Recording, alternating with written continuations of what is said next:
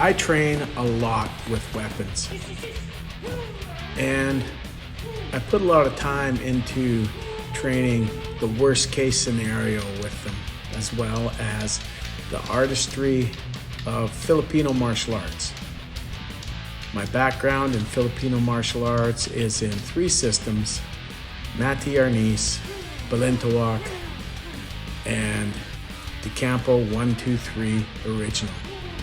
And while I love all 3 systems and am an instructor in all 3 of them, it is De Campo 1, 2, 3 original that I mainly concentrate on nowadays for reasons I've stated in many other videos. I love that system. But I still keep up my Balintawak skills. I still keep up my Mati Arnis skills. But De Campo is so practical, I just love that art.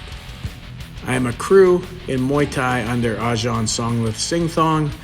I have a level 1 guru certification in modern Chimandi, and I am a Medusa edged weapon system instructor as well. What does this mean? It means I really like martial arts and combatives, really, nothing more. Certificates are nice, but they don't mean as much as how you move. Your movement is your real certification. Thank you, Paulo Pagaling, for telling me that. That is a wonderful saying, and it is so true. Anyway, as I was saying, I love weapons training. I love training knife and stick and empty hands. And for the most part now, since I've been working the Medusa system, I really love the more practical for using force against another human being in outside of sport context, let's say. I love that side of it. I love using the Medusa formula on my heavy bags and training to shock, latch, and stab. I love working with walking sticks. I love working with knives. I love training with weapons all the time. But there's a reason I say your empty hand skills should be your primary skills. The number 1 reason is I have been in quite a few violent altercations, and none of them have ever warranted the use of a weapon as a reasonable use of force. I've punched people, I've kicked people, I've thrown people, I've done all sorts of things to people who are trying to hurt me, and I've also, way more than that, in the escalation phase, the monkey dance phase, as Rory Miller would say, I've talked down and talked my way out of some crazy situations in the past, both in security, in working with street youth, and other things. I have talked my way out by use of my ability to empathize with people and to show them through my communication that I understand what they're saying and I get where our differences are coming from, our beef is coming from, and to be able to leave my ego out of it, apologize meaningfully, and also owning my own behavior. These things have kept me safe in a lot of situations. In other situations, I've used logic. One situation where these guys would not let my cousin, a friend of ours, and I leave because they were coked up and paranoid about something that happened. And they're like, you guys couldn't talk. My cousin and I talked our way out of that situation by just going, look, you either got to kill us or you got to let us go.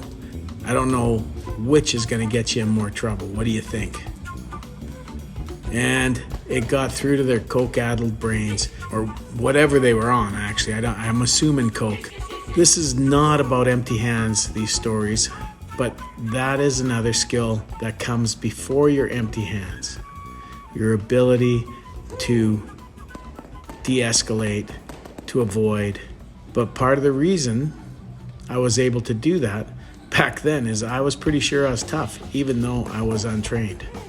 Funny. I got my ass kicked a lot back then, and I still thought I was tough.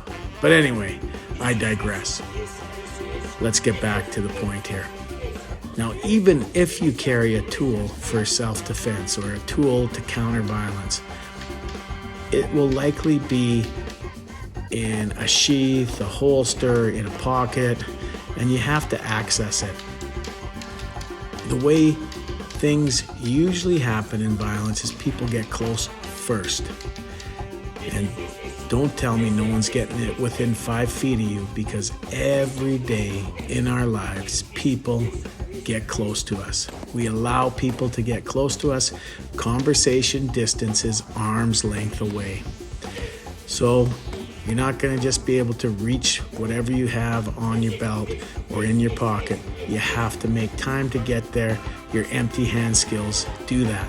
Your empty hand skills will provide you the opportunity to get to your tools. Also, if you go to access your tool when you should be defending against punches, strikes, kicks, whatever, a stab, you have no defense while you're reaching for something. You will be open to being wounded by someone who wants to do you harm. You'll be open to taking trauma. Sometimes you gotta fight first, make space, or stun, or shock, or injure your opponent before you reach for that tool. Now, if you finish them with your empty hands, you never have to go for the tool if there's just one of them. But you may have to take out one guy quick, get some space, and get your weapon out so you can deal with other attackers. Weapons are equalizers, and multiple opponents is a very lethal situation. Empty hands are our bridge to our weapon. If we do not put enough training into our empty hand skills, we can become weapons fixated because we have no faith in our ability to fight with our fists, with our feet, with our grappling. So this is another reason why you have to make your empty hand skills your primary skill. For me, the biggest thing is I have to be able to scale my use of force. Being able to box, being able to clinch, being able to use weapons gives me a broader spectrum of levels of force. Gives me more choices in the moment. But in the end, I have to make the right choice for the right situation with the right level of force in the moment. And this is at high speed. That's why Randy King calls self-defense high-speed problem solving. The more options you have, the more training you get, and the more likely you will make the right choice in the moment.